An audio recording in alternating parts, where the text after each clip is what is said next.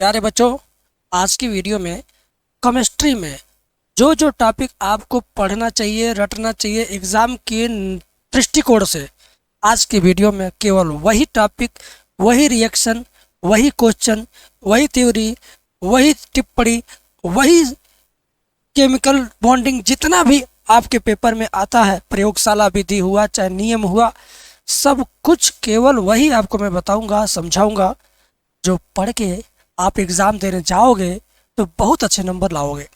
School से तो 30 में 30 आपको मिला हुआ है, पहले से आप ठीक से समझो, लेकिन 70 में 70 पाने के लिए कुछ मेहनत करना है। और मेहनत करने के लिए क्या क्या पढ़ना है, आज वही वही चीज़ मैं आपको बताऊंगा। आज की वीडियो में क्लियर कट आपको पता चलेगा कि महत्वपूर्ण परिभाषाओं में कौन कौन सी परिभाषा पढ़ के जाना है, कौन कौन सा बिल्कुल नहीं पढ़ना है। पूरा क्वेश्चन बैंक रटोगे तो रट भी नहीं पाओगे, दिमाग का दही भी हो जाएगा और तैयारी अधूरी रह जाएगी, नंबर अच्छे नहीं आएंगे। महत्वपूर्ण नियम कौन कौन सा आपको पढ़ना है वो भी मैं आपको आज की क्लास में बताऊंगा।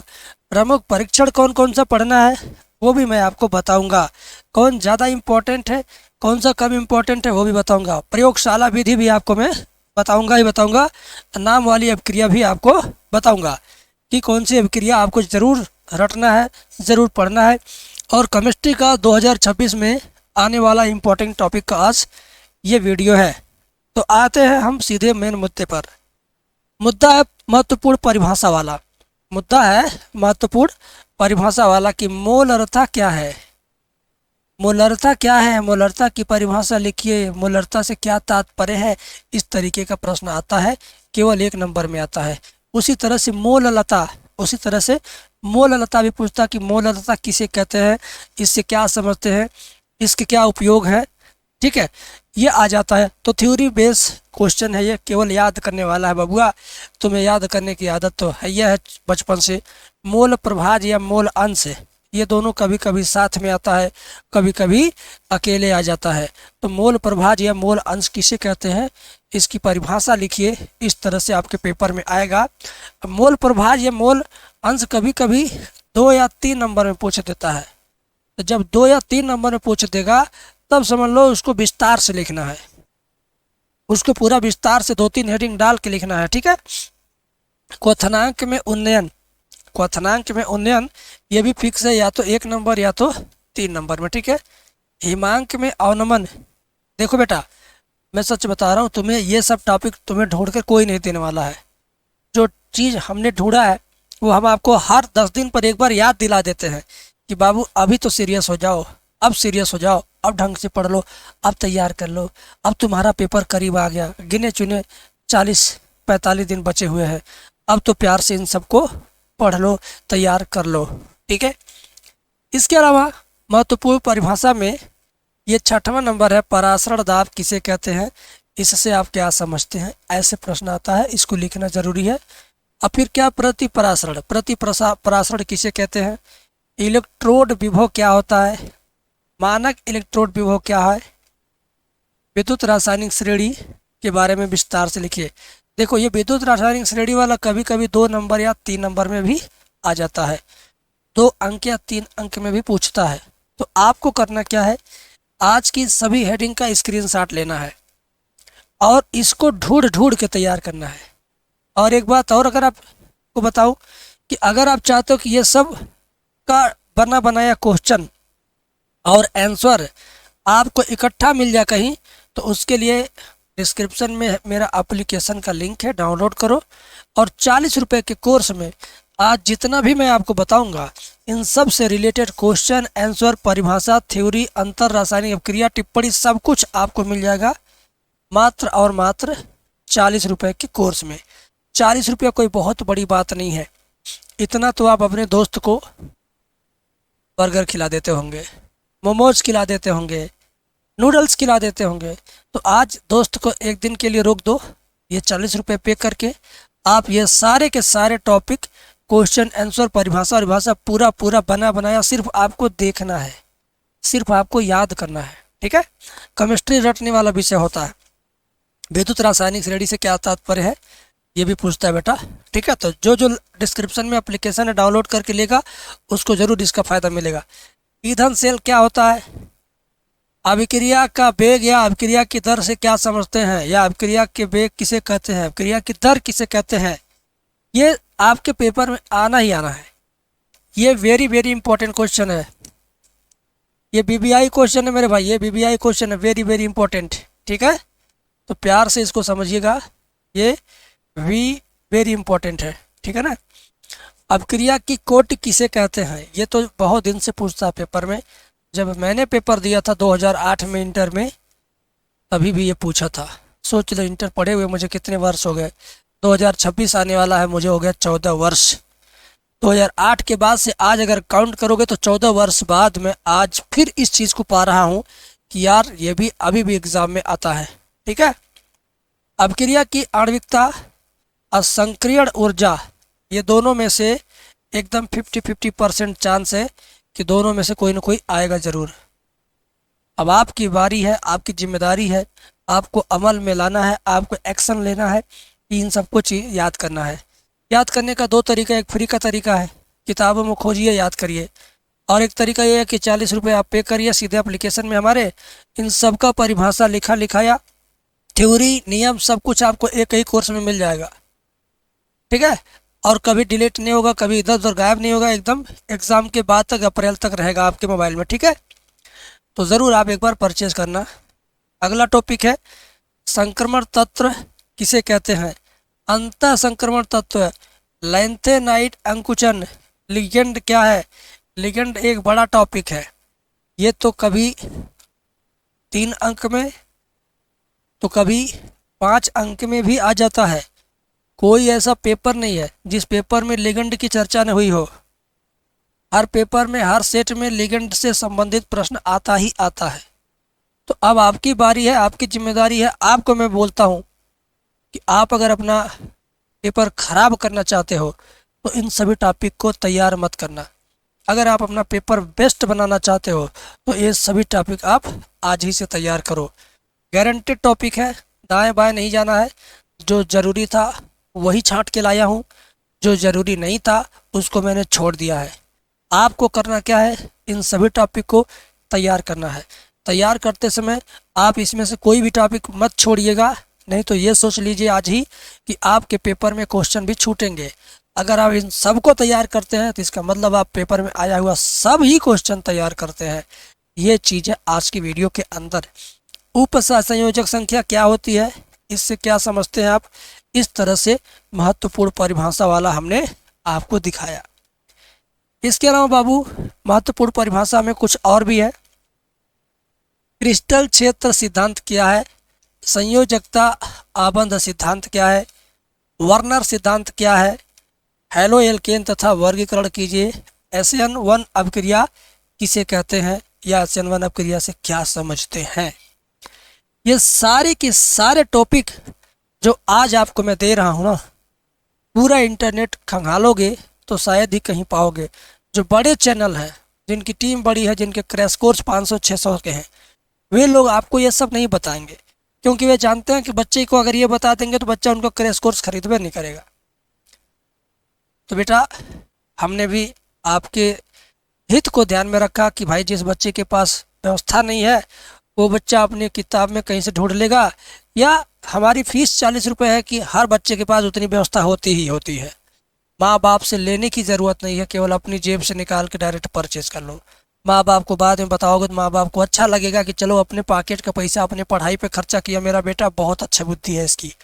ठीक है, तो आप सबके लिए ये सब हमने रेडी कर दिया, याद कर लेना, एक भी क्वेश्चन छोड़ना मत। ठीक है, अब महत्वपूर्ण परिभाषा में SN2 अभिक्रिया क्या है, DDT का फुल फॉर्म क्या है, इससे क्या समझते हैं, DDT क्या है संक्षेप में समझाइए, ऐसे आता है।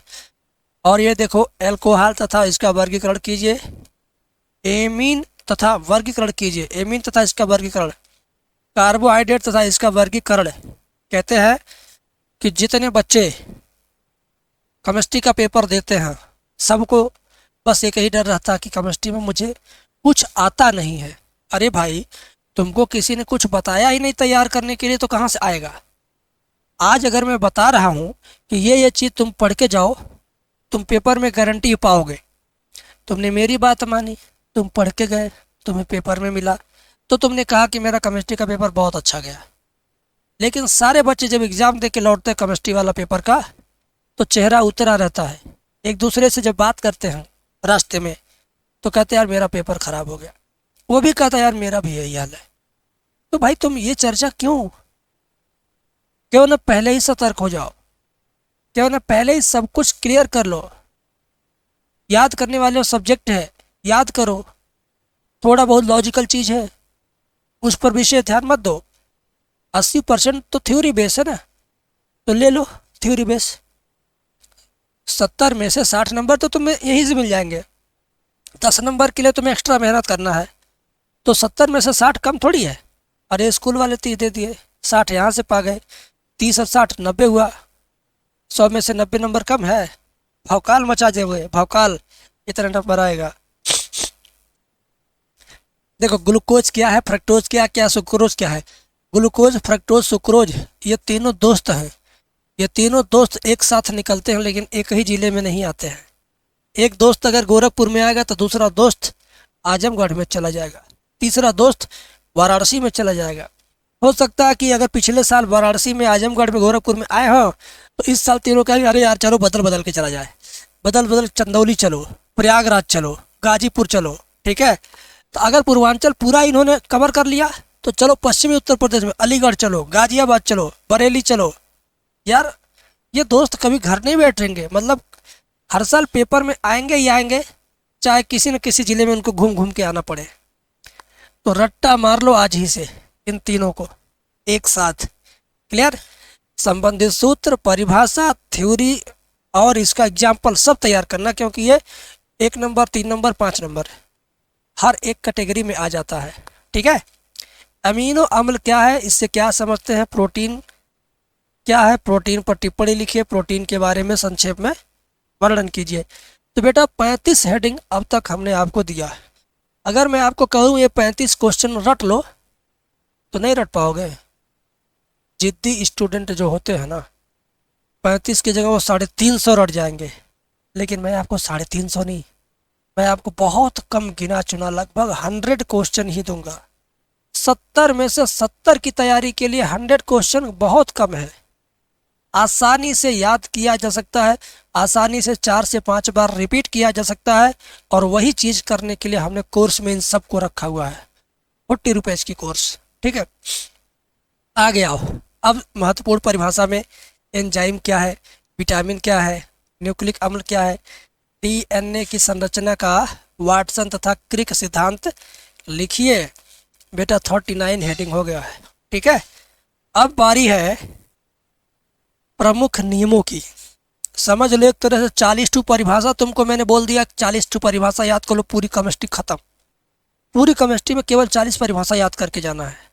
अब इससे ज़्यादा परिभाषा नहीं याद करना है। ठीक है, अब प्रमुख नियम पे आते हैं। नियम कौन कौन सा याद करना है? अब वो चैप्टर नंबर 1 से लेकर चैप्टर नंबर आखिरी तक, फर्स्ट पार्ट से लेकर सेकंड पार्ट तक।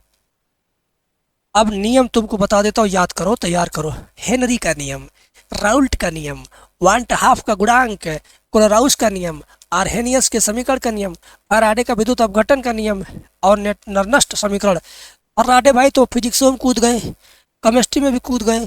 फैराडे भाई दोनों में कूदते चलते हैं।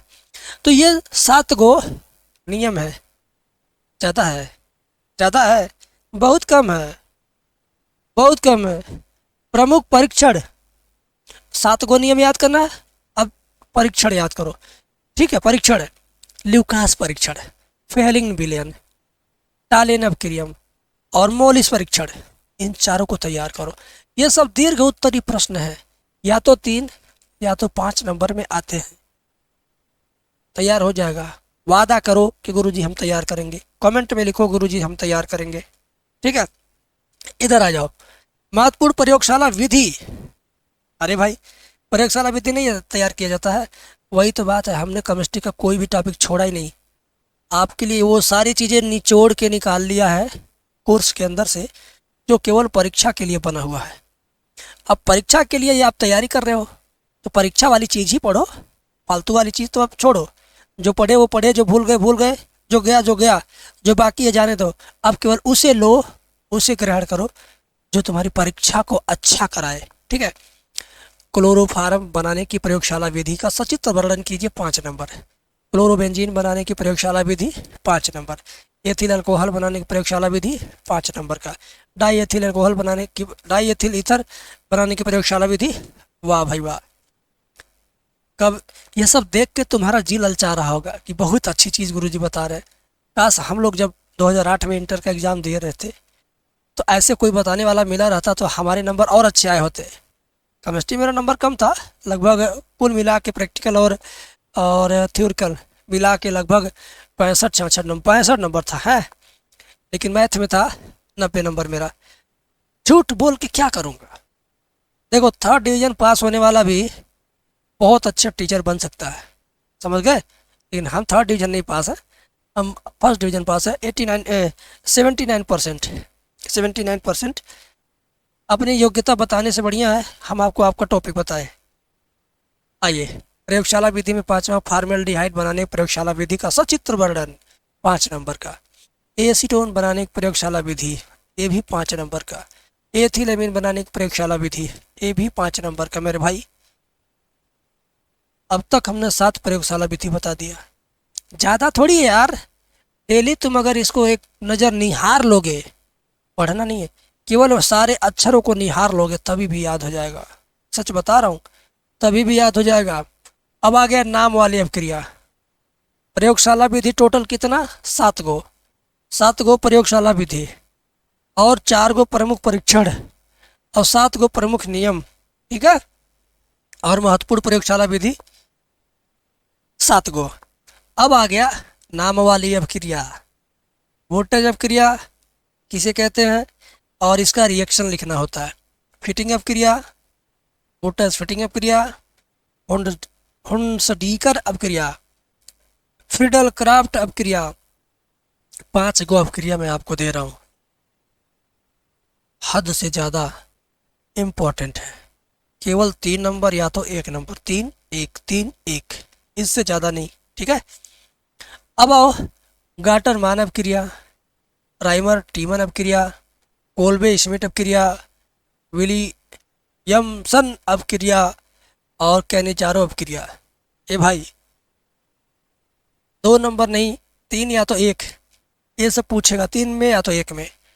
प्यार से समझ लो और प्यार से समझा देना अपने दोस्तों को कि ये वाला कोर्स ज़रूर ले लेंगे, पढ़ लेंगे। नहीं कोर्स ले सकते हैं तो फ्री वाला भी तरीका है, इस सबको स्क्रीनशॉट लेके ढूंढ ढांड के तैयार कर लो बस। दाएँ बाएँ 10 जगह ढूंढने से बढ़िया एक जगह इकट्ठा सब मिल जा रहा। और समझो 40 रुपये क्या है, 40 रुपये चाय पानी हो जाएगा। एक क्लीमेंसन अपचयन अपक्रिया, ईटार्ड अपक्रिया, कार्बिल एमिन अपक्रिया, हाफमान ब्रोमाइड अपक्रिया, ठीक है। ये सब कुछ आपको तैयार करना है। 14 गो नाम वाली अपक्रिया आपको मैंने दिया। सोच लो, बहुत ज़्यादा नहीं, 100 से कम टॉपिक दिया हूँ, 100 से कम क्वेश्चन दिया हूँ। अगर आपने ढंग से तैयार किया तो आज ही से गारंटी ले लो कि तुम 70 में से 60 प्लस जाओगे तो जाओगे। 70 में 70 कहना मूर्खता है, ठीक है। इम्पोर्टेंट पढ़ के कोई पूरा पूर्णांक नहीं पाता है। पूरा पढ़ के पूरा पा सकता है, लेकिन इम्पोर्टेंट पढ़ के पूरा नहीं पाता, यह सच्चाई है। तो सच्चाई को कैसे झुठलाया जाएगा, नहीं ना। तो अब आपसे रिक्वेस्ट है, चैनल पर सब्सक्राइब कीजिए, अच्छा लगा हो तो लाइक करिए, कमेंट करिए। 40 वाला कोर्स अगर आपकी हैसियत है तो लीजिए। हमें तो लगता है कि इंडिया के सभी छात्रों की हैसियत 40 रुपये या उससे ऊपर ही है, इसी नाते मैंने कम से कम फीस रखा, ठीक है। चलिए मिलते हैं नेक्स्ट वीडियो में, कमेंट करते रहिएगा।